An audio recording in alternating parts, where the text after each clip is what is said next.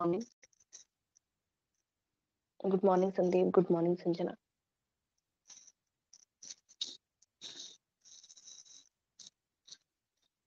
आई hope आवाज clear है।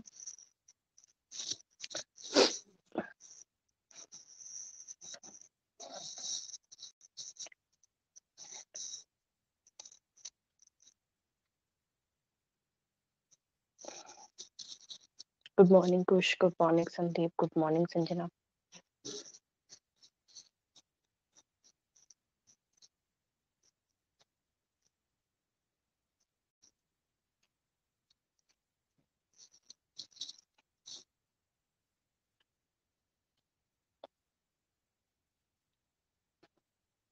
बाकी सब पतंग उड़ा रहे क्या आज? वैसे भी पतंग ही उड़ाते रहते हैं, क्लास में कम ही आते।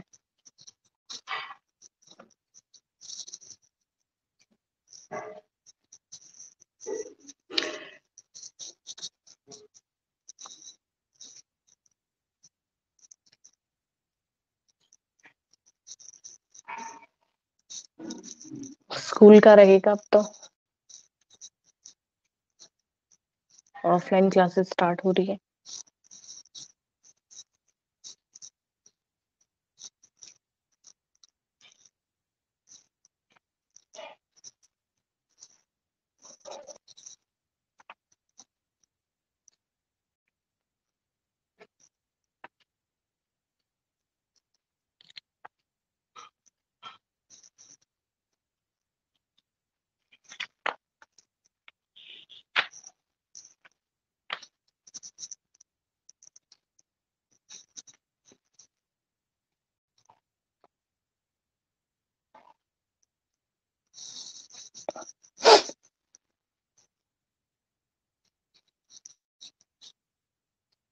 वेट करना पड़ेगा 2 मिनट। एक दो स्टूडेंट और आ जाते हैं, उसके बाद शुरू करते हैं।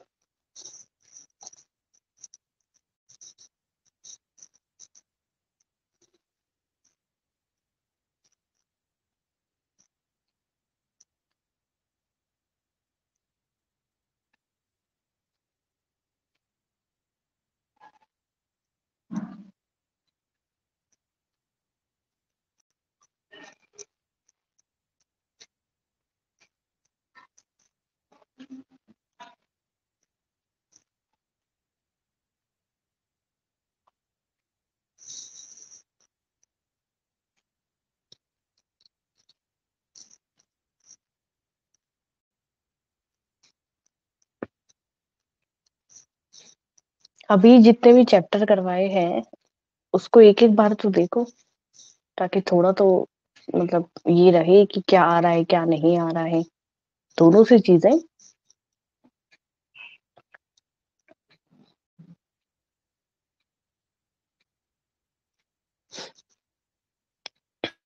उन चैप्टर्स को एक एक बार तो रिवाइज करो, एक एक दो दो टॉपिक करके, ताकि थोड़ा मालूम तो रहे कि भाई हाँ ये आ रहा है ये नहीं आ रहा है।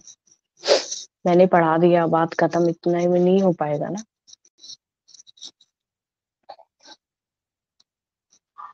Good morning Nikita.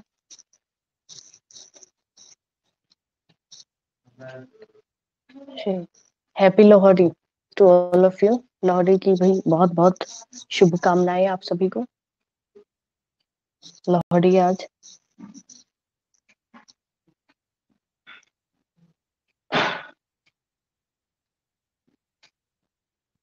Ji, thank you Nikita.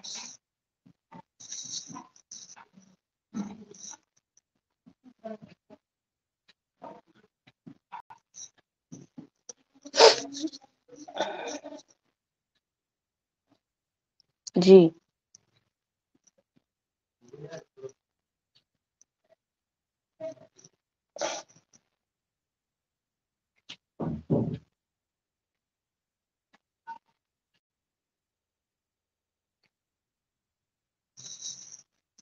Good morning Ishita, happy Lohri.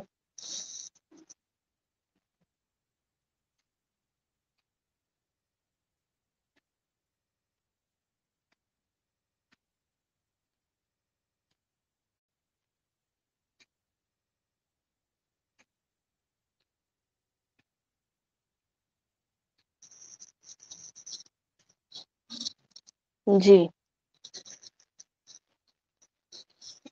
चलो अब क्लास को शुरू करें।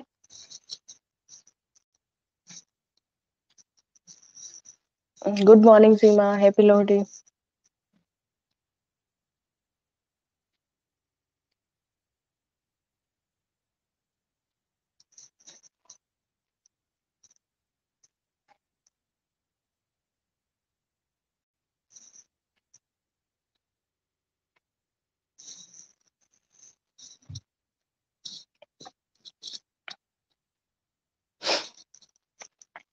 देखिए, एक तो अपना जो टॉपिक है लास्ट एंटरप्रेन्योर का, ये अपन ने इसी मतलब लास्ट क्लास में डिस्कस नहीं हुआ था।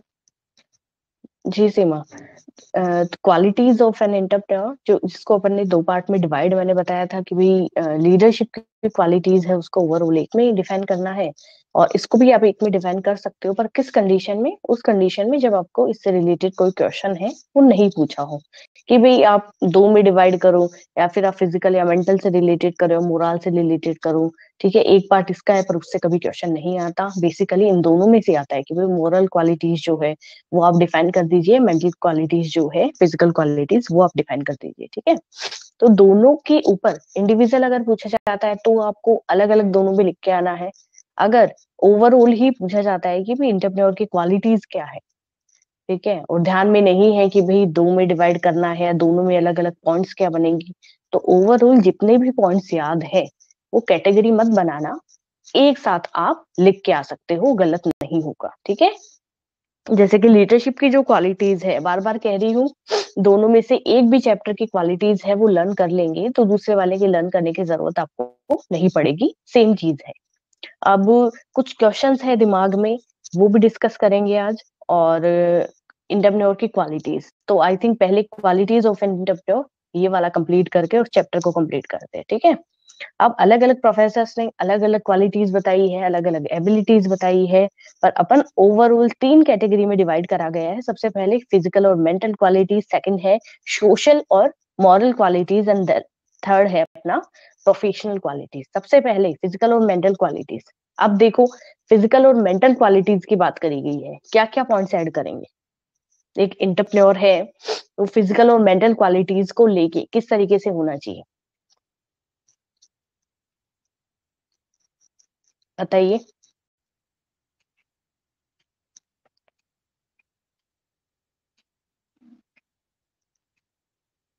फिजिकल और मेंटल क्वालिटीज की बात कर रहे हैं अपन। Sound health, stamina, very good. वही पॉइंट्स है, वही पॉइंट्स रिपीट हो रहे हैं, अलग से कुछ पढ़ने की जरूरत है नहीं अपने को। Confidence, very good Nikita. करेज,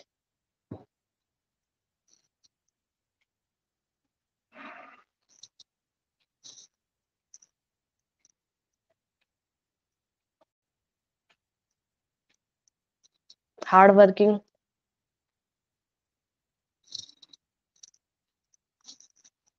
किसका पॉइंट रह गया अभी, किसने नहीं बताया यहाँ पे? थीमा,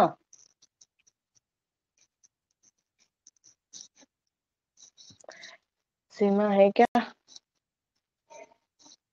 हाँ जी।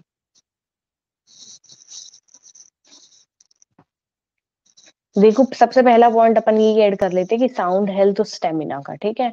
उसके बाद में और कॉन्फिडेंस, सेल्फ कॉन्फिडेंस अपन कह सकते हैं। फिर मेमोरी है वो शार्प होनी चाहिए, ठीक है, हार्ड वर्किंग होना चाहिए। करेज, करेज के बाद में यहाँ पे है सेकंड, अगेन ये संजना ने यहाँ पे हार्ड वर्किंग टाइप करा है। उसके बाद में फ्रेंडली नेचर और अट्रैक्टिव, वेरी गुड। देखो, इसके अलावा आपकी बुक क्या क्या पॉइंट्स कवर कर रही है? Personality, creative ideas, very good. यहाँ पे ऑप्टिमिस्टिक पॉइंट आया है, जिसको अपन पॉजिटिव भी कह सकते हैं, ठीक है, एकदम ऑप्टिमिस्ट है। एक पॉजिटिविटी उसके अंदर पहले से होनी चाहिए, ठीक है। इमेजिनेटिव, इमेजिनेटिव यानी कि इन फ्यूचर जो करना है, नहीं करना, क्या करना है, या फिर आगे के लिए अपन इतनी सारी स्ट्रेटेजी बना के रखते हैं, तो इमेजिनेटिव होना बहुत जरूरी है, ठीक है। एक एंटरप्रेन्योर को कह लीजिए या फिर एक लीडर को कह लीजिए, ठीक है, इमेजिनेशन उसके माइंड में बहुत ज्यादा जरूरी है। ठीक है, इसके अलावा मेमोरी आपने कही दी, सेल्फ मेमोरी होनी चाहिए, इंटेलिजेंट होना चाहिए, सेल्फ कॉन्फिडेंस हो ही गया अपना पॉइंट कवर, ऑप्टिमिस्ट मैंने अभी कवर कर दिया, बताया था। ठीक है, फोर्थ साइडनेस, दूर की सोचने वाला, प्रेजेंट के साथ साथ फ्यूचर की भी सोच रहा है। अब आप ये बताइए जितने भी पॉइंट्स अपन ने कवर करे हैं उसमें कौन सा पॉइंट है वो अलग से अपने को पढ़ने की जरूरत पड़ी? सेम वही पॉइंट है जो कि अपन लीडरशिप में भी डिस्कस करे हुए हैं। ठीक है, इंप्रेसिव और इफेक्टिव पर्सनैलिटी, पर्सनैलिटी वर्ड आपने अभी यूज कर दिया था तो वो चीज इसमें आ जाएगा कि इफेक्टिव और इम्प्रेसिव पर्सनैलिटी होनी चाहिए कि भाई अगला एक पर्सन है वो अट्रैक्ट हो। ठीक है, एक कम्युनिकेशन अपन किसी से भी करते हैं तो एक पर्सनैलिटी है वो बड़ी मैटर करती है। उसके बाद है पेशेंस। ठीक है, पेशेंस, धैर्य, इंटेरेंस का नाम लिया है, सेम चीज है कि भाई धैर्य यहाँ पे रखना बहुत ज्यादा जरूरी है हर एक सिचुएशन में। ठीक है, पेशेंस बहुत ज्यादा मायने रखता है एक लीडर के लिए भी और एक एंटरप्रेन्योर के लिए भी। ठीक है, एबिलिटी टू मेक डिसीजंस, इतना, जी बिल्कुल, यहाँ पे कुछ ने लास्ट लिखा है फास्ट डिसीजन मेकर, तो इतना उसमें एबिलिटी होना चाहिए कि वो इजीली और फास्ट डिसीजन मेकर हो। ठीक है, अब मोरल क्वालिटीज की बात करें या सोशल क्वालिटीज की बात करें, क्या क्या पॉइंट्स ऐड करेंगे? सबसे पहले तो सोशल और मोरल क्वालिटीज, सोशेबल होना चाहिए, सामाजिक होना चाहिए, सोशल होना चाहिए कि नहीं?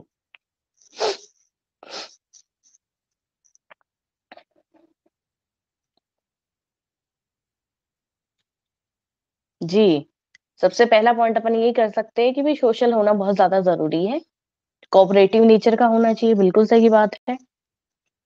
दो पॉइंट अपने हो गए भी, एक सोशल और एक कोऑपरेटिव, लॉयल, ह्यूमैनिटी, अच्छा पॉइंट है इशिता, वेरी गुड। ठीक है, पोलाइटनेस, यहाँ पे एक पॉइंट दिया गया है भाई, पोलाइट होना बहुत ज्यादा जरूरी है, पोलाइट नहीं होगा तो कैसे काम चलेगा? साउंड कैरेक्टर, सेम चीज है, ऑनेस्ट जहां आ गया, ह्यूमैनिटी आ गया, कोऑपरेटिव नेचर, लॉयल होना चाहिए, रिस्पेक्टफुल, जी बिल्कुल।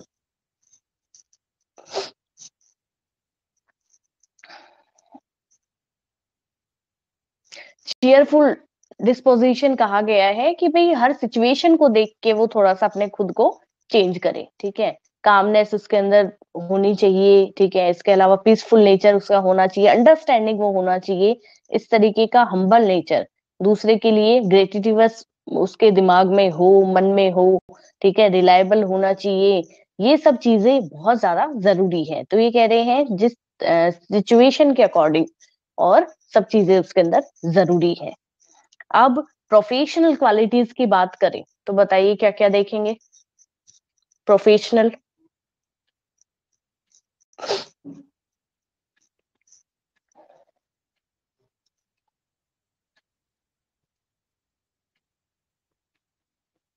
प्रोफेशनल क्वालिटीज, बिल्कुल, शार्पनेस, बहुत ही अच्छा पॉइंट है ये। प्रोफेशनल क्वालिटीज की अगर अपन बात करें तो क्या क्या? Knowledgeable, very good, knowledgeable, Sita Gita same,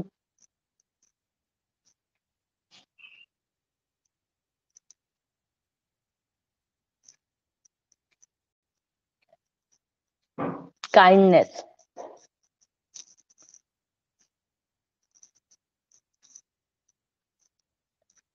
time management एक पॉइंट दिया गया है, आई थिंक काफी सुटेबल रहेगा इस चीज के लिए, रीडिंग, बिल्कुल, टाइम मैनेजमेंट। ठीक है, पता होना चाहिए कि कब किस तरीके से किस टाइम अपने को क्या काम करना है, प्रीफर वर्क। ठीक है, तो टाइम मैनेजमेंट को वो बिल्कुल तरीके से काम में ले, prefer work first, ability to make decision, knowledge, punctuality, very good.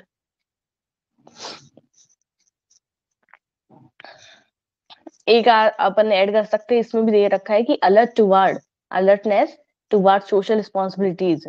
ठीक है, तो ये पॉइंट तो आई थिंक उसी में अपन थोड़ा सा ये देखेंगे ना कि अपन प्रोफेशनल, ऐसा नहीं है कि भी सिर्फ और सिर्फ प्रॉफिट अर्न करना ही एक ऑब्जेक्ट होना चाहिए। अगर सोसाइटी के अपन देखे पॉइंट ऑफ व्यू से, तो सोशल रिस्पॉन्सिबिलिटी है, उसमें भी थोड़ा एक्टिव होना चाहिए। ठीक है, तो ये तो अपने कुछ पॉइंट्स हैं, ये कवर हो गए।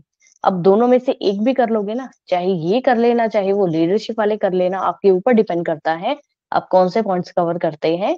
पर दोनों में से एक जरूर करने हैं अपने को, दोनों इंपॉर्टेंट है। तो एक चैप्टर कवर कर लेंगे, एक चैप्टर का ये पॉइंट, तो दूसरे का ओवरऑल अपना हो ही जाएगा। ठीक है, यहाँ तक कोई दिक्कत है तो बताइए। पढ़ा ही नहीं होगा पीछे का, दिक्कत आएगी कहाँ से? नहीं पढ़ा ना?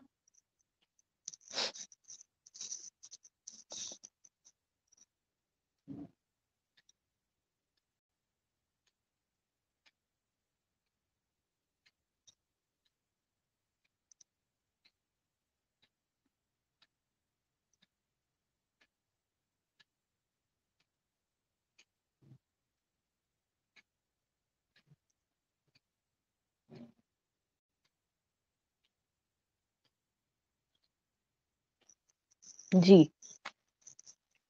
अब देखो ये चैप्टर तो हो गया अपना, एडीपी प्रोग्राम है, वो डिस्कस करें उससे पहले कुछ क्वेश्चंस है दिमाग में, वो देख लेते हैं एक बार। ठीक है,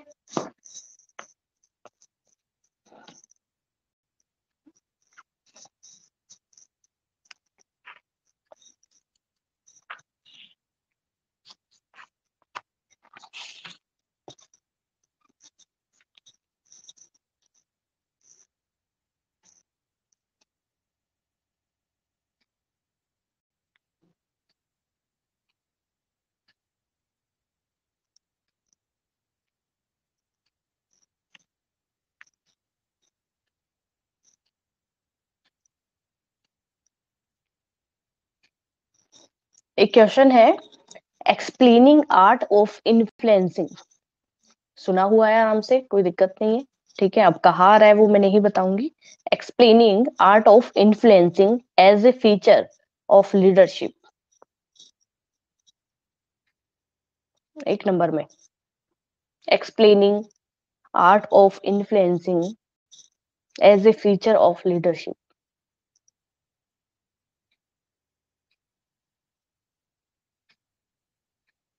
यही देख रही हूँ मैं, कौन कितने आंसर देता है और कितने जल्दी जल्दी दे रहे हो आप लोग।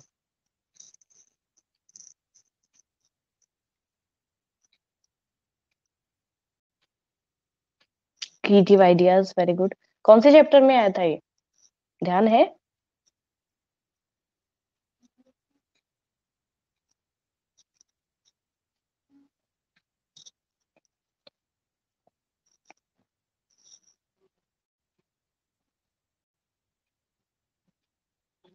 लीडरशिप पे नहीं आया था आर्ट ऑफ इन्फ्लुएंसिंग?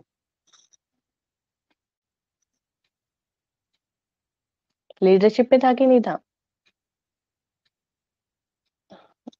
भूलो मत बेटा, भूलो मत, ये ध्यान नहीं रहेगा कौन से चैप्टर में था। जी बिल्कुल Sandeep, very good.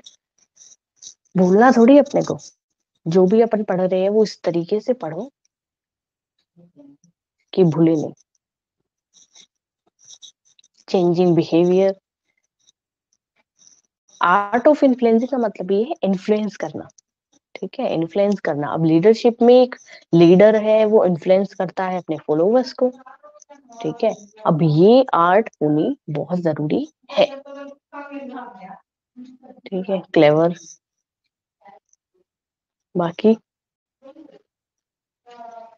To influence every member for one goal, very good.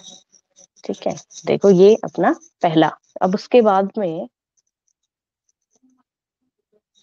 क्या ले भाई,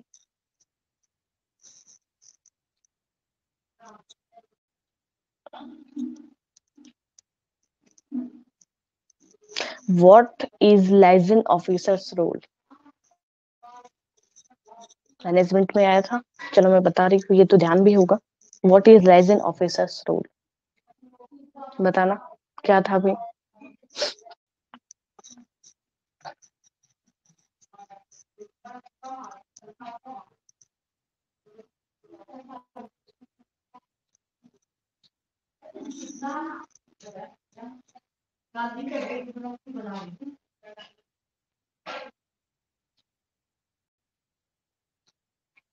what is liaison officer's role?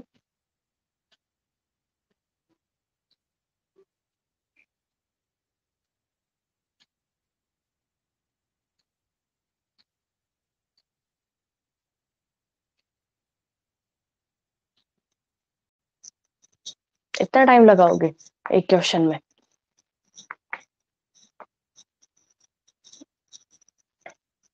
इसका मतलब क्या हो रहा है भाई? पढ़ाई कम हो रही है? कहा लेजिन ऑफिसर आया था भाई, उसके बाद कितने सारे चैप्टर हो गए अपने। चैप्टर रिवाइज नहीं हो रहा। क्या क्वेश्चन है? What is liaison officers role? पढ़ा था ना? 3 रोल थे उसमें, एक डिसीजनल भी था, इंटरपर्सोनल भी था, उसमें एक लेजिन ऑफिसर का भी रोल था। तो क्या है बताना। इतना टाइम ले रहे हो, कैसे काम चलेगा? एग्जाम में पेपर छोड़ के आ जाओगे। Link between higher authority and lower level. Very good, work together.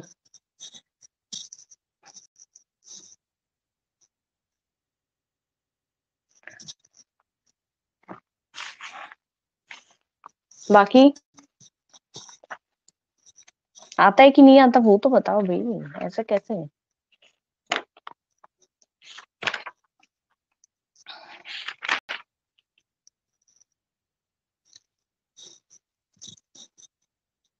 अपन इसको ये कह सकते हैं, एक लिंक जोड़ने वाला एक जरिया इसको कह सकते हैं, ठीक है? जो कि कम्युनिकेशन, एक दूसरे में, एक दूसरे से कम्युनिकेशन करवाने का काम करता है, बिल्कुल। ठीक है, कम्युनिकेशन बिटवीन एम्प्लॉयज और बॉस। यहाँ पे लेजिन ऑफिसर आ जाए ना, वहां पे ये देख लो कि संपर्क का नाम लिया जा रहा है, कि भाई कांटेक्ट करवाने का काम कर रहा है एक दूसरे से। चाहे अपन इसको नेटवर्क चेन कह सकते हैं, चाहे अपन इसको कांटेक्ट कह सकते हैं, या फिर अपन इसको कोऑर्डिनेशन कम्युनिकेशन वर्ड भी यूज कर सकते हैं। ठीक है, ये अटपटे से जो क्वेश्चंस होते हैं यही देखे जाएंगे। और लेजिन ऑफिसर जो है वहां पे मीनिंग इसका ये है कि संपर्क बिठाने का काम कर रहा है। चाहे वो कांटेक्ट के जरिए ले लीजिए, लिंक अपन कह सकते हैं, कम्युनिकेशन या कोऑर्डिनेशन वर्ड भी यूज कर सकते हैं। ठीक है, between higher authority and lower level. तो ये चीज भाई, दो ही इशिता ने कहा है, आई थिंक इशिता का आंसर था यहाँ पे। और उसके बाद में इशिता का ये शायद पिछले क्वेश्चन के लिए था या इस क्वेश्चन के लिए, पर ये 2-3 ही आंसर आए हैं, बाकी सिर्फ सुन रहे हैं।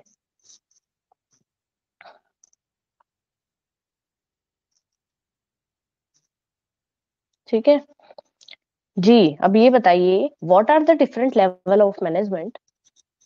What are the different level of management?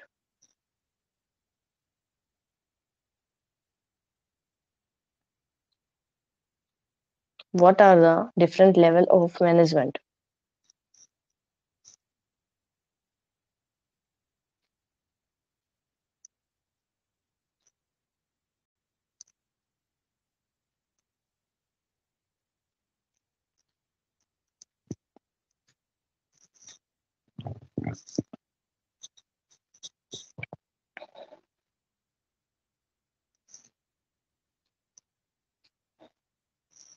Very good Sandeep, यही पे जो ये क्वेश्चंस है यही पे इस तरीके से देखा जाता है। Very good. 3 टाइप्स है, टॉप लेवल, मिडिल लेवल और लोअर लेवल। इतनी चीज सोचने की जरूरत का है, मेरे को समझ में नहीं आ रहा भाई कि क्या इसमें सोचने की जरूरत थी। क्या तो ये क्वेश्चन था, 1 नंबर का क्वेश्चन है। इसमें सिर्फ इतना पूछा है कि मैनेजमेंट के लेवल है कौन कौन से हैं, क्या कैटेगरी डिवाइड करेंगे। 3 कैटेगरी है। सबसे पहले टॉप लेवल, चिल्ला चिल्ला के 1000 बार बता दिया, फिर भी एक खाली संदीप का रिप्लाई यहाँ पे आया है। बाकी एक भी बच्चे ने यहाँ पे रिप्लाई नहीं करा है। Very good. कितना पढ़ाई कर रहे हो दिख रहा है मुझे। क्लासेस एक बार शुरू हो जाएगी फिर डेली टेस्ट लूंगी, देखना। क्या पढ़ा है आगे बताओ, पीछे का याद ही नहीं है। वो याद करने की चीजें नहीं है, ये समझने की चीजें हैं। बोलो फटाफट बोलो, ये सारे जितने भी क्लास ले रहे हो। क्या क्वेश्चन था ये? इशिता, कुश, निकिता, संजना, सीमा, क्या क्वेश्चन था ये?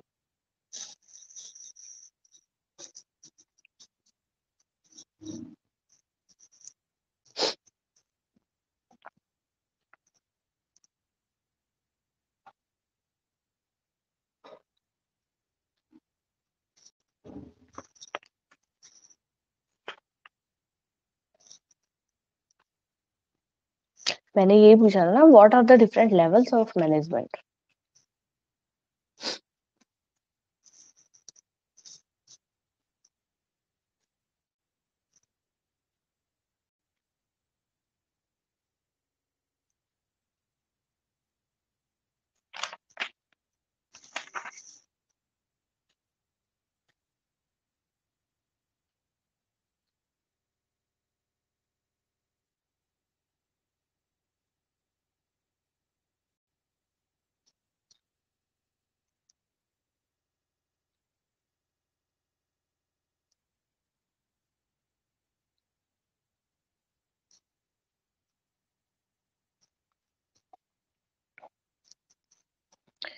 Planning play a vital role in management process. Comment कि एक्चुअल में प्लानिंग है वो एक अच्छा सही रोल प्ले करता है मैनेजमेंट में, मैनेजमेंट प्रोसेस में। बताइए।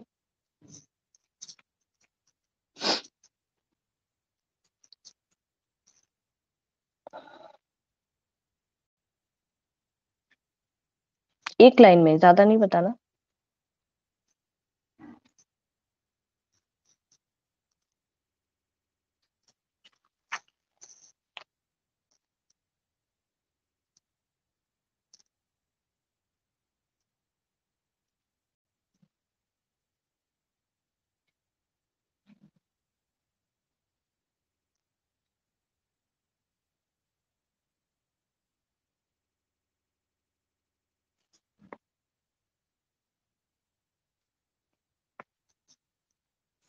Through planning all object and goal were clear, I think, and employee work on it. Yes, because planning is deciding in advance what is to be done in future. Very good. Planning है वो कितना important role play करती है management process में।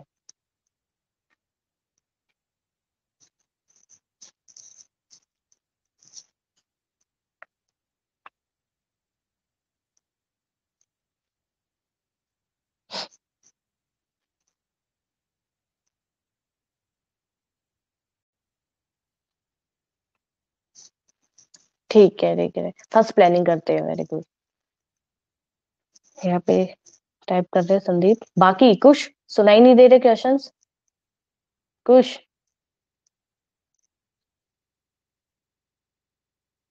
मतलब नहीं बोलो, इनको इनवाइट नहीं करो तब तक आंसर ही नहीं आ रहा। क्या बात है भाई। तो एक भी आंसर आपको नहीं आया अभी तक? बोलो। दो तीन क्वेश्चन पूछे, एक का भी आंसर नहीं आया क्या अभी तक?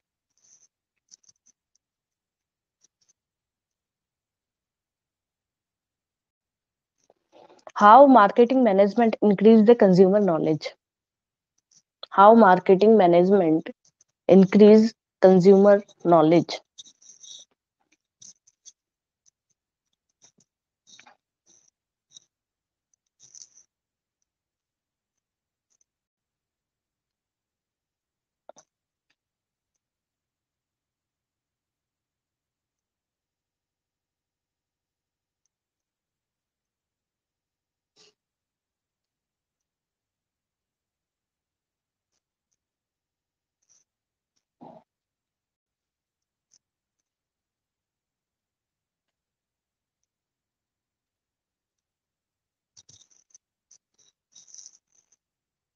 How marketing management increase the consumer's knowledge? By introducing new product or through the advertisement also advertisement करके। ठीक है।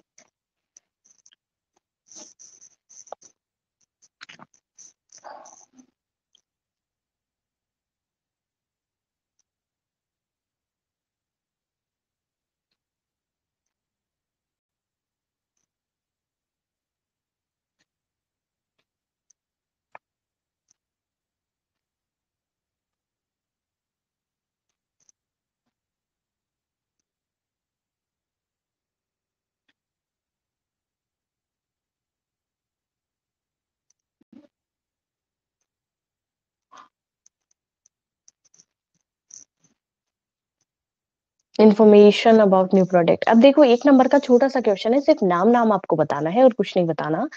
Right any two methods of consumer sales promotion. Write any two methods of consumer sales promotion. जो अपन ने consumer sales promotion के methods पढ़े थे, ध्यान हो तो, सेल्स प्रमोशन में, तो उसके कोई भी दो आप नाम नाम बताओ। Write any two methods of consumer sales promotion.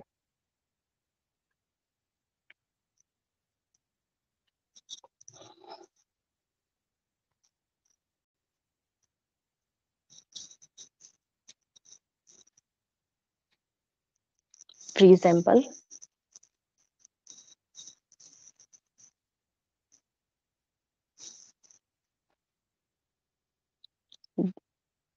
Advertisement, free sample and discount, discount discount.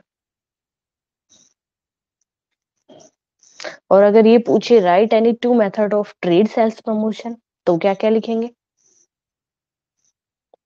Trade sales promotion में ट्रेडर के लिए क्या क्या है?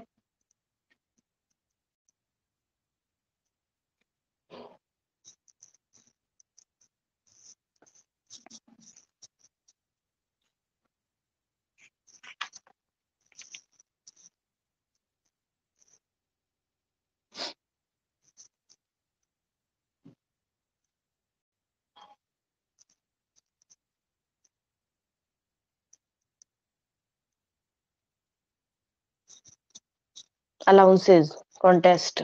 जी। अब देखो, कुछ ने यहाँ पे लिखा है कॉन्टेस्ट, लिखा है ना। नेक्स्ट जो अपना अलाउंसेस, जी, तो कुछ ने यहाँ पे कॉन्टेस्ट लिखा है, तो इससे से रिलेटेड एक क्वेश्चन पूछ रही हूँ। Explain the contest method in sales promotion. बताइए। आया हुआ क्वेश्चन है, 2 नंबर में आया हुआ है। Explain the contest method in sales promotion. Explain the contest method in sales promotion. अभी तो क्या है, अपन बैठे हैं ना, तब तक ऐसा लग रहा है कि भी पेपर है, इजी रहेगा। जैसे ही क्वेश्चन अपन जब पढ़ते हैं तो पढ़ने में, दिखने में बड़े इजी होते हैं, पर जब मैं पूछती हूँ तो क्या इसके बारे में बताए, वो थोड़ा सा सोचने वाली चीज हो जाती है। तो इसलिए मैं बार बार कह रही हूँ, सिर्फ देखने में अपने को हर क्वेश्चन ऐसा ही लगेगा कि हाँ मेरा पढ़ा हुआ है या फिर मुझे आता है, पर एक्चुअल में, और आप उसको अच्छे से देखो। Explain the contest method in sales promotion.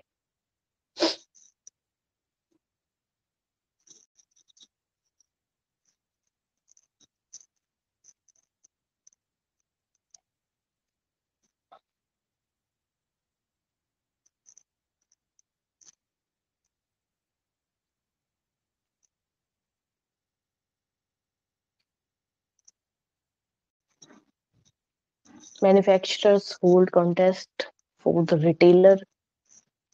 Contest है क्या? Explain the contest method in sales promotion.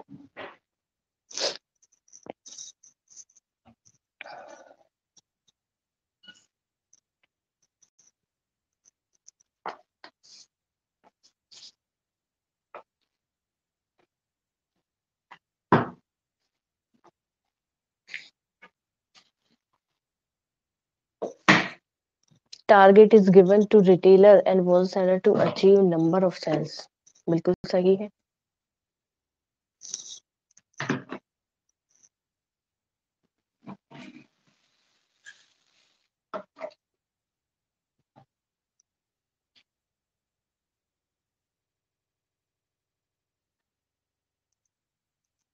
Consumer के नजरिए से देख लीजिए या बिजनेस के, से दोनों में ही काफी पावरफुल मेथड है ये। सेल्स प्रमोशन का एक बहुत पावरफुल मेथड है कॉन्टेस्ट।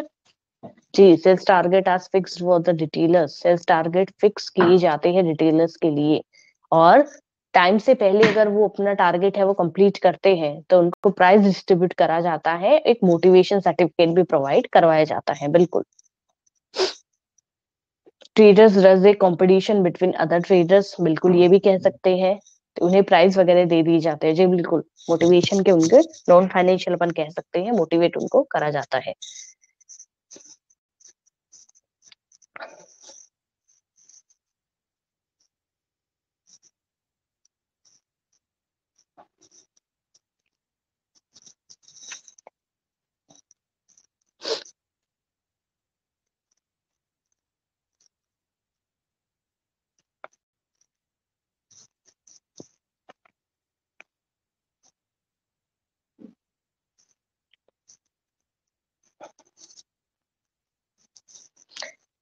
इस पे बताना एग्री करते हैं कि नहीं करते। Sales promotion create company focus on marketing. Comment. Sales promotion creates company focus on marketing.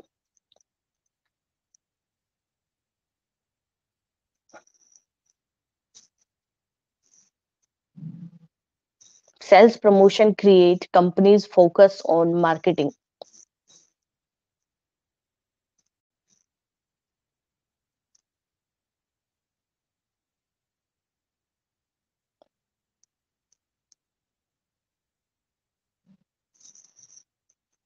बिल्कुल।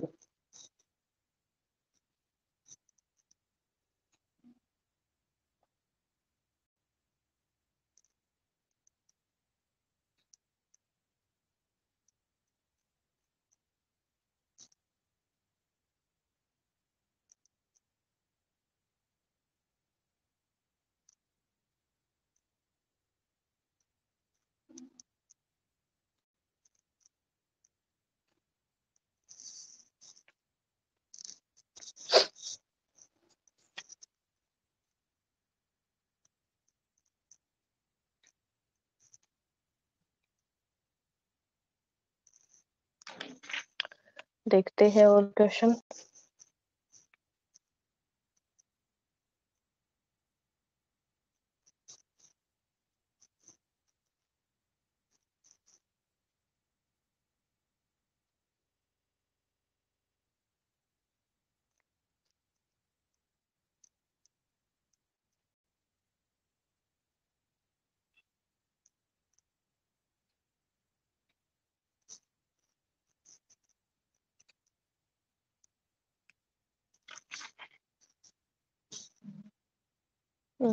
कितने सारे आए यहाँ पे कि by sales promotion of product then the name of brand come in the front of consumer.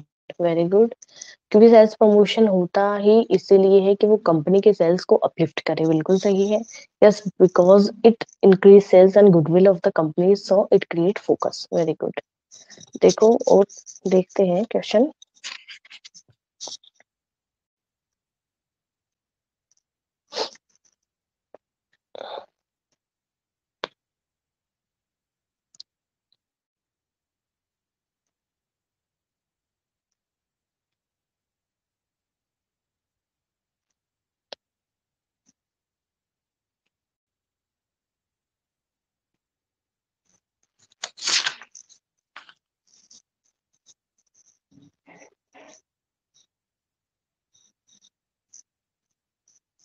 देखो अपन ने entrepreneur का जो चैप्टर अभी रिसेंटली पढ़ा है, ठीक है, उसमें अलग अलग डेफिनेशन आई थी। मैंने बताया भी था आपको कि भी 4 या 5 तरीके की डेफिनेशन दे रखी है इंटरप्रेन्योर की।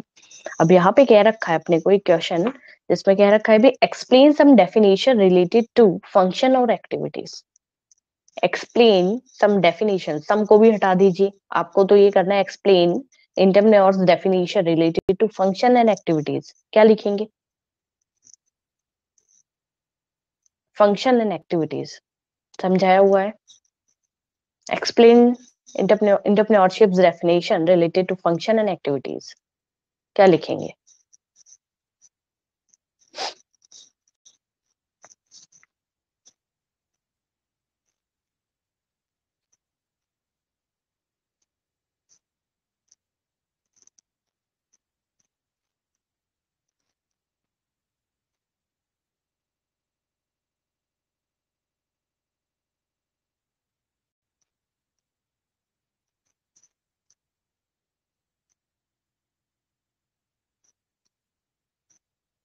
जी।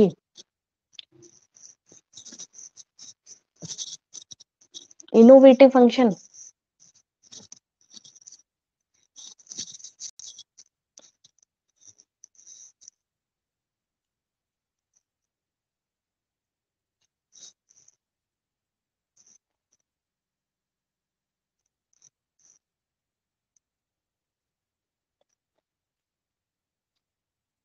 Is an innovative function.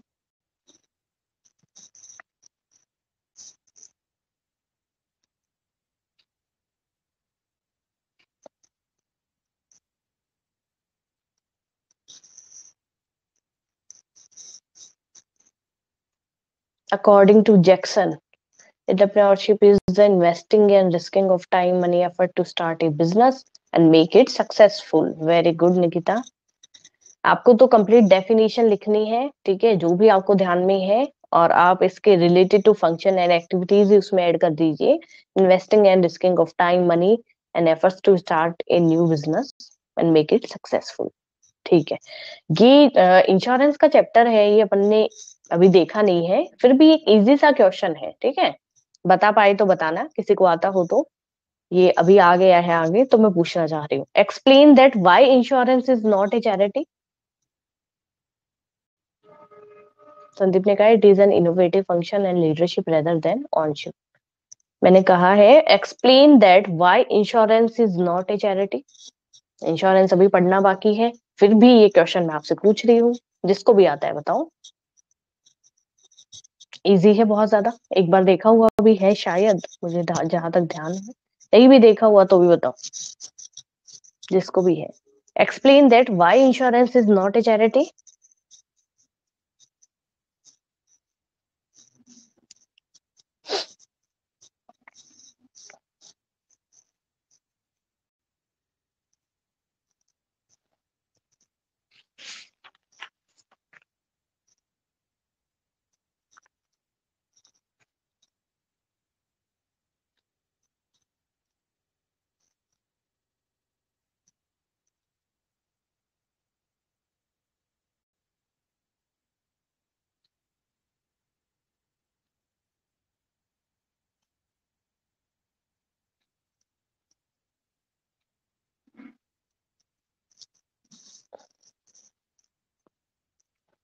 क्या क्या है यहाँ पे. Because it is not to be paid for a needed one, it is made for human safety. Very good. Because it takes money for it. If it is the charity, then money is not taken by us, because it is the personal security, not for the society. Because insurance के पैसे company charity में नहीं देती, उसके लिए पहले हमसे पैसे जमा करवाने पड़ते हैं, ठीक है. मैंने 9 का और 10 का चैप्टर जब पढ़ाया था, तो मैंने ये कहा था कि कंसिडरेशन वर्ड अपन बार बार यूज करते हैं, ठीक है. तो यहाँ पे अपन साफ साफ कह सकते हैं कि चैरिटी है, ठीक है. Charity is given without consideration, but insurance जो है उसमें तो कंसिडरेशन ऐड होता है. तो जब कंसिडरेशन वर्ड ऐड होता है, मीन्स टू वे यहाँ पे चल रहा है, ठीक है, कि भाई एक इंश्योरर है, एक इंश्योर्ड है, वो दोनों ही पार्टी जब अपने अपने कंसिडरेशन को पे करती है, तो वहां पे चैरिटी वर्ड यूज ही कहा हुआ. सबसे इजी अपन ये चीज देख सकते हैं कि जब भी इस तरीके का क्वेश्चन आए कि चैरिटी जो है, तो ठीक है, तो charity is given without consideration. जबकि जो अपना इंश्योरेंस है, उसमें आप सबके जो आंसर्स है वो बहुत अच्छे हैं, मैं मेरा जो व्यू है वो बता रही हूँ. जबकि कंसिडरेशन हमेशा इंश्योरेंस में ऐड होता है. एक इंश्योरर है, एक इंश्योर्ड है, एक अपना प्रीमियम अमाउंट है वो पे करता है, दूसरा उसके सिक्योरिटी का जो प्रॉमिस है वो देते हैं. तो दोनों में यहाँ पे टू वे कम्युनिकेशन हुआ, तो इसलिए इसको अपन कभी भी चैरिटी की कंडीशन में नहीं ऐड कर सकते, ठीक है.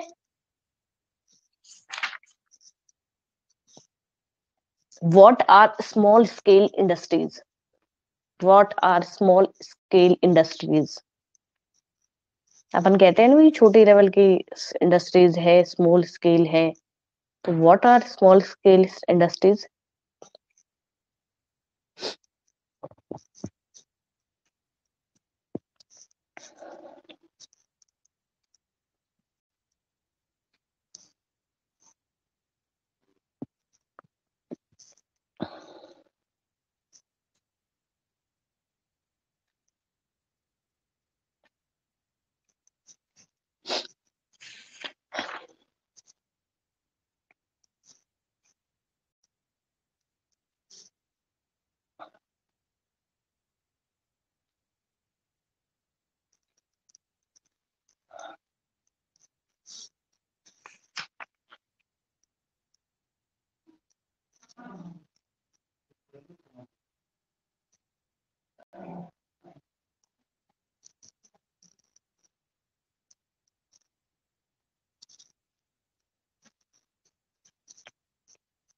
क्या क्या आंसर है भाई? Industries which is run in town and a group of people. Manufacturing product हुआ, फैमिली मेंबर्स कोई बिजनेस स्टार्ट करते हैं तो वो सबसे मेन जो चीज अपने सामने देखने को आ सकती है वो स्मॉल बजट। ठीक है, कम बजट के साथ में कुछ मशीनरी, क्या अपन ये कह सकते हैं कि इसमें कुछ मशीनरी है, ठीक है, और बहुत ही कम लेबर है। अपन खुद का एक सेटअप स्टार्ट कर रहे हैं।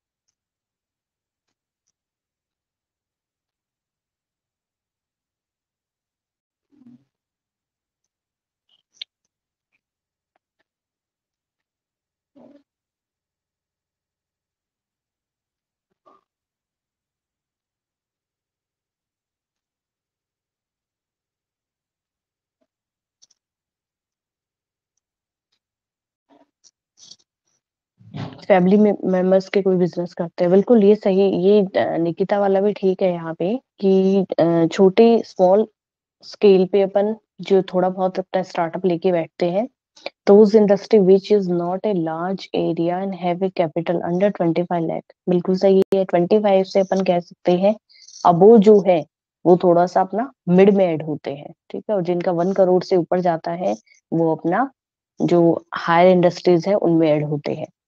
यहाँ पे एक आया है, explain the staffing function of management. Staffing function, staffing के लिए आप क्या कहेंगे? एक ही लाइन में बताना है, ज्यादा कुछ बताना ही नहीं है। Explain the staffing function of management.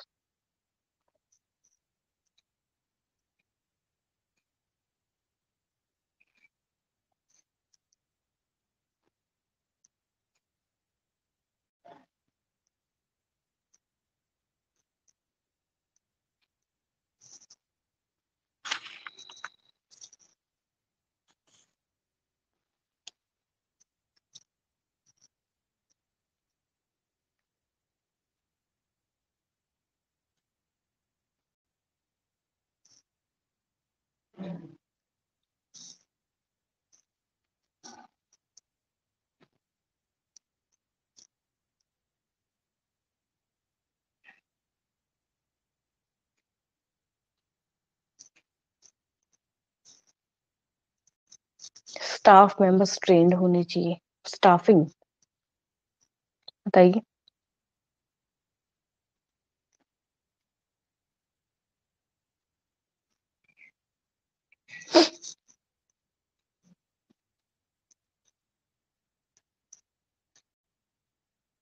क्या क्या कहेंगे स्टाफिंग के लिए?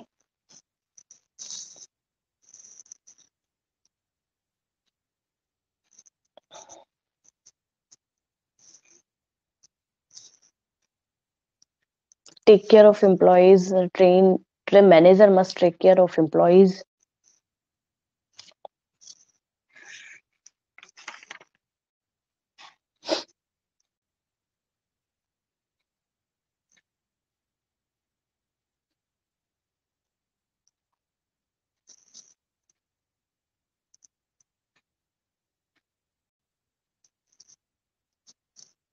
Staffing means appoint member to the work and provide proper place to work and equipment. सही मीनिंग अगर अपन देखें, ठीक है, तो इसमें ये है कि जब स्टाफिंग की अपन बात करते हैं, स्टाफिंग वर्ड जहां यूज हो जाता है ना, वहां सेम चीज जो संदीप ने कही है वही है कि सबसे पहले जब स्टाफिंग के बारे में अपन देख रहे हैं तो वहां पे ये जो प्रोसेस है वो रिक्रूटमेंट, सिलेक्शन और उसके बाद में जो अपॉइंटमेंट वाला ये होता है ना कि ट्रेनिंग दे दिया, ठीक है, और उसके बाद में जो जिस तरीके से मतलब जिस तरीके की आपने ट्रेनिंग दी है उस तरीके की जॉब है, वर्क प्लेस है, उनको प्रोवाइड करवाना।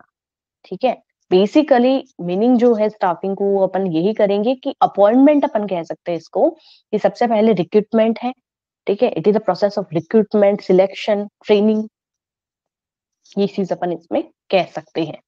ठीक है, बड़े ही इंपॉर्टेंट एक फंक्शन कही जाती है ऑर्गेनाइजेशन के लिए, कि जिसमें अपन राइट पर्सन जो है, राइट पर्सन उनको राइट जॉब प्रोवाइड करवाते हैं।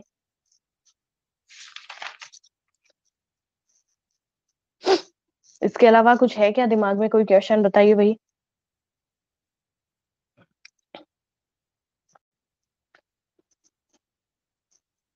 आज तो बहुत सारा डिस्कशन अपन ने करा है।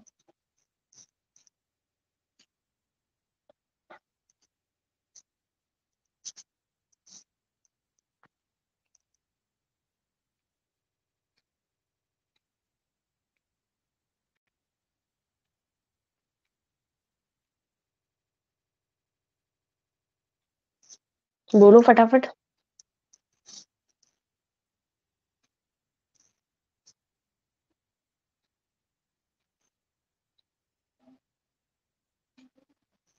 नहीं है। कितने के क्वेश्चन ऐसा लगा क्या सीमा कि ठीक है आते हैं मुझे? सेटिस्फाई हो जितने आंसर्स सबने दिए हैं? पर्टिकुलर सीमा का ही नहीं है। संदीप, संजना, कुश, निकिता, इशिता, बताइए कि कितना आप हो जो क्वेश्चन पूछे कि आता है? सेटिस्फाई हो? वेरी गुड कुश। कुश को तो सब आता है, ऐसा कुश?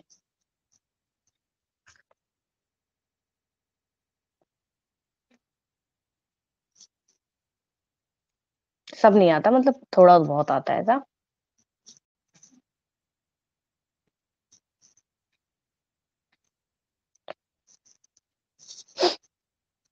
जी।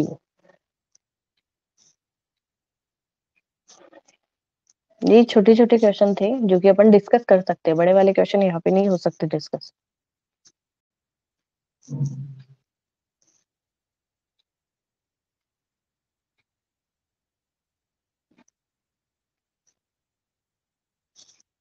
सब नहीं आता।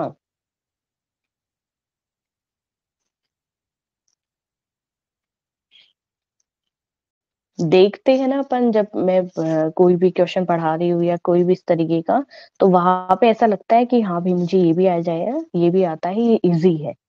तो जब अपन खुद करने के लिए बैठते हैं तो वहां पे पता चलता है कि नहीं भाई नहीं हो रहा या नहीं आ रहा। तो इसलिए थोड़ा सा देखा करो। कितनी देर पढ़ते हो?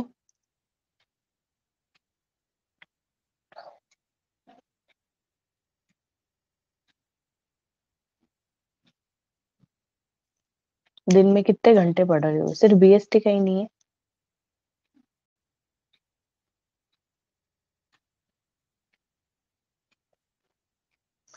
संदीप का क्या है? Argument against the universality.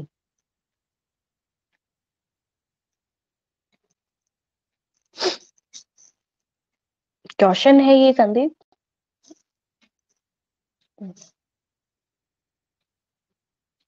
First year management से ये भी।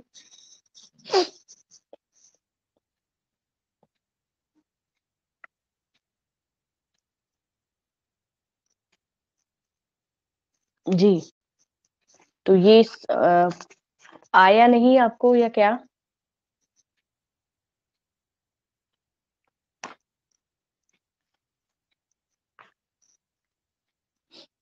जी नहीं आया जी। ये मैनेजमेंट से था, तो मैनेजमेंट में ये जी लास्ट में ही था, आई थिंक फर्स्ट या सेकंड चैप्टर का ही ये क्वेश्चन है।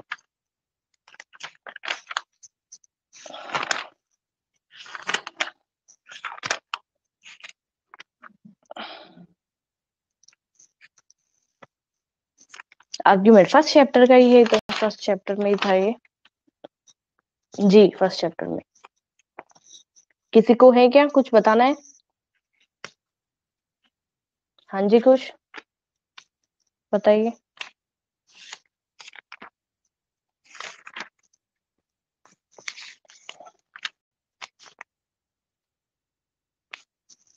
जी ये था ना आर्ग्यूमेंट अगेंस्ट द कॉन्सेप्ट। तो इसमें मैंने तीन चीजें बोली थी आपको आर्ग्यूमेंट में कि भाई एक तो अपन ये करते हैं, देखो कॉन्सेप्ट अपना जो फेवर में है वो तो ये कहता है कि भाई ये यूनिवर्सल प्रिंसिपल ऑफ मैनेजमेंट है जो कि सारे के सारे ऑर्गेनाइजेशन में सेम है।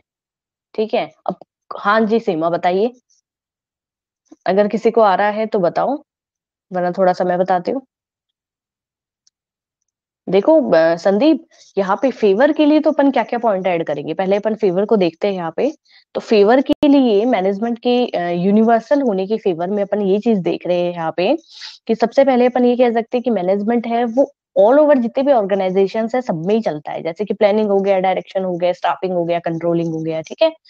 इसके बाद में अपन ये भी कह सकते हैं जितने भी मैनेजर्स कह लीजिए, जितने भी टॉप लेवल के मैनेजमेंट से रिलेटेड जितने भी मेंबर्स है, वो सभी ये सारी एक्टिविटी को कंप्लीट, क्योंकि हर जगह है किया जाता है तो सेम वे में बिल्कुल। इसके अलावा अपन ये कह सकते हैं कि जो प्रिंसिपल्स ऑफ मैनेजमेंट है, जैसे कि हेल्दी फ्यूल के 14 प्रिंसिपल्स अपन ने देखे, तो ओवरऑल हर कंट्री में सेम है, क्योंकि ये कोई प्रिंसिपल्स हर तरीके से नहीं बनाए गए हैं, ये उनके खुद के एक पर्सनल एक्सपीरियंस है, उनके व्यू है, जो कि उन्होंने प्रिंसिपल्स के थ्रू डिफाइन करने की कोशिश करी है। कि आप कहीं भी चले जाइए, ओवरऑल जब भी आप कोई कंपनी, फर्म या ऑर्गेनाइजेशन में वर्क करेंगे, तो आपको इस तरीके की एक्टिविटी देखने को मिलेगी। उनको उन्होंने क्या कर दिया, 14 अलग अलग कैटेगरी में डिवाइड करके उन्होंने उनको प्रिंसिपल का नाम दे दिया, जो कि यूनिवर्सल प्रिंसिपल। यूनिवर्सल क्यों कहा है, क्योंकि हर कंट्री में हर जगह ये प्रिंसिपल्स है, सेम तरीके से एप्लीकेबल होते हैं। अब आर्ग्यूमेंट की बात अपन कर रहे, 3 चीजें मैंने आपको बताई थी, नोट्स में भी मैंने आपको कहा था, बताइए भी। आर्ग्यूमेंट यहाँ पे पूछा है इन्होंने कि आर्ग्यूमेंट के लिए आप क्या कहेंगे, सीमा, निकिता, इशिता, सभी बताओ, संजना, खुश। आर्ग्यूमेंट के लिए आपको क्या लग रहा है कि भी आर्ग्यूमेंट के लिए अपन क्या क्या इसमें ऐड कर सकते हैं। सबसे पहले अपन ये कह सकते हैं कि कहीं भी अगर यूनिवर्सल ऑफ प्रिंसिपल की बात आ रही है, प्रिंसिपल्स तो सेम एप्लीकेबल होने वाले हैं, उनमें कोई यहाँ पे चीज नहीं आएगी। यहाँ पे अगर थोड़ा बहुत डिफरेंस अपने को दिखेगा तो वो ये है, कोई भी जब नेशन है या कोई भी जब कंट्री है, तो उनका कल्चर, वो चीज यहाँ पे अलग हो सकता है। ठीक है, आर्ग्यूमेंट में क्या चीज देखेंगे संदीप जी, ठीक है, कि आर्गुमेंट में अपन प्रिंसिपल्स में कोई चेंज नहीं कर पाएंगे, प्रिंसिपल सेम ही अपने चलेंगे, पर कल्चर ये तो अलग रहेगा। अगर कल्चर अलग है तो जाहिर सी बात है प्रिंसिपल्स जो है अपन हर एक फर्म या कंपनी में सेम तरीके से एप्लीकेबल कर पाएंगे, पर थोड़ा डिफरेंस रहेगा, ठीक है। दूसरा, ऑब्जेक्टिव, क्या आप जब कोई भी यहाँ पे कोई फर्म में एक काम कर रहे हो या किसी भी तरीके का, तो वहां पे अपन जो ऑब्जेक्ट बना के चल रहे हैं, एग्री करना कि सही है या नहीं है, कि सेम ऑब्जेक्ट क्या आपको हर जगह देखने को मिल सकते हैं। आपने अपनी गोल को डिसाइड करके, अपनी फर्म की या कंपनी के गोल को डिसाइड करके आपने अपने ऑब्जेक्ट को रेडी करा है, तो आप दूसरी कंट्रीज या दूसरी कंपनीज या फॉरेन कंट्रीज में अगर मैनेजमेंट हो रहा है, तो वहां पे आप सेम ऑब्जेक्ट एप्लीकेबल कैसे करेंगे, बताओ। प्रिंसिपल्स तो आप सेम एप्लीकेबल कर सकते हो क्योंकि उनमें कोई डिफरेंस नहीं है, पर कल्चर वहां का अलग हो सकता है, ऑब्जेक्ट वहां के अलग हो सकते हैं, तो वो चीज आप सेम कैसे अप्लाई करेंगे। ठीक है, तो इन्होंने अगेंस्ट में 3 चीजें बताई है। सबसे पहले कल्चर अलग मिल सकता है, दूसरा ऑब्जेक्ट सबके अलग अलग होते हैं तो डिफरेंस आपको देखने को मिल सकता है, और थर्ड यहाँ पे ऑर्गेनाइजेशन की जो मैनेजरियल एक्टिविटी होती है, ठीक है, जिसको अपन मेथड्स भी कह सकते हैं ट्रेनिंग।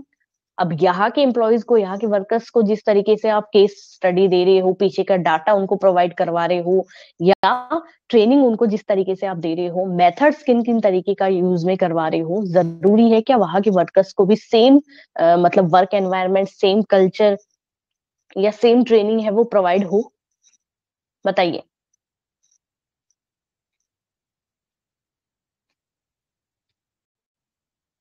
जी, तो ये 3 चीजें जो है, ये 3 चीजें हैं, ये अगेंस्ट में अपने यहाँ पे अपन देख सकते हैं कि अगेंस्ट में अगर अपन देखें कि भाई अगेंस्ट आर्ग्यूमेंट अगेंस्ट यूनिवर्सलिटी, तो यहाँ पे 3 चीजें अपन देखेंगे कि प्रिंसिपल्स ऑफ मैनेजमेंट, 14 प्रिंसिपल्स कह लीजिए, स्कूल प्रिंसिपल्स कह लीजिए, स्कूल थॉट्स कह लीजिए, वो सब में कभी चेंज नहीं आएगा, वो इक्वली एप्लीकेबल होंगी, क्योंकि वो एक पर्सनल एक्सपीरियंस है, इससे ज्यादा कुछ भी नहीं है।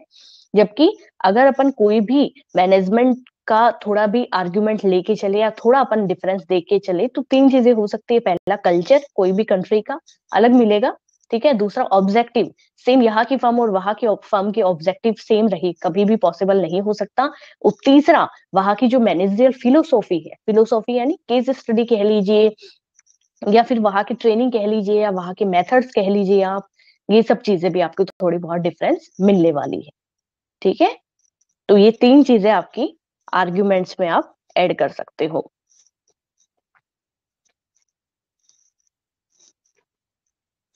क्लियर है संदीप? थोड़ा बहुत समझ आया?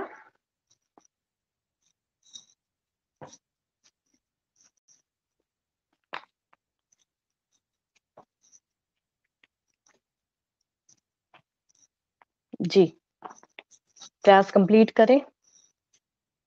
एडवांस में हैप्पी मकर संक्रांति। पतंग उड़ाओ सेफली, बिल्कुल सेफ तरीके से, ठीक है?